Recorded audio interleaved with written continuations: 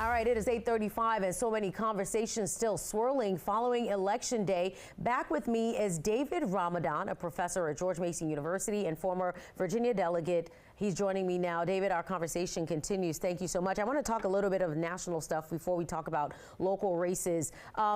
It's important to point out that the polls kept saying the race was razor thin between both presidential candidates. Are polls still believable?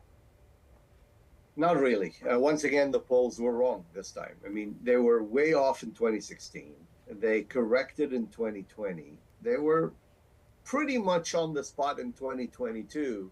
And then they were all over the place again. The night before the election, 8 out of the 10 major national polls gave Kamala Harris 2 to 3 points ahead of Donald Trump in those swing states.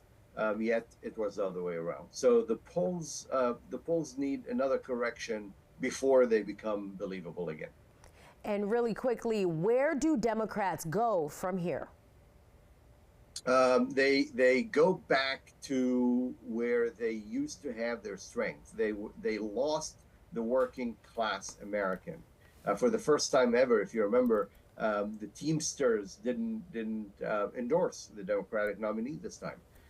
Labor and the table issues of Americans in the Midwest, Americans in rural areas, Americans that are not in metropolitan areas that sit down and talk only about ideological issues are important. And it seems like the Democratic Party has lost that vote. They need to go back and grab that old, the good old Reagan Democrats in the past. Those are the ones that tend to be conservative, but they vote Democratic.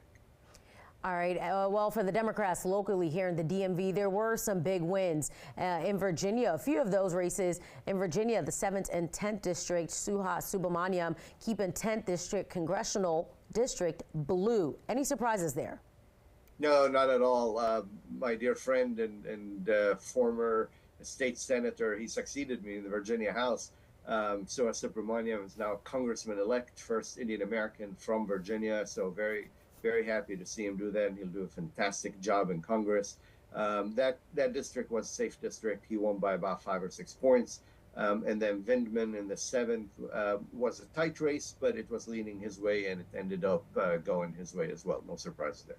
Do you think some of these wins solidify Virginia? Obviously, it went blue for Kamala Harris. Do you think this solidifies Virginia as a blue state, or are we still seeing it as very purple?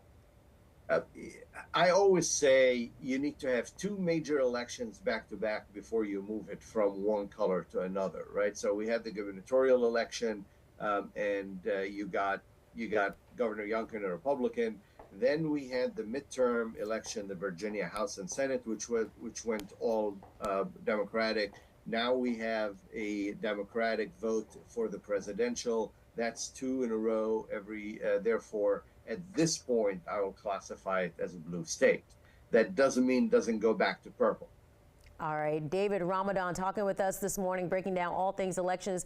Thank you so much. I appreciate your time. Thank you for having me.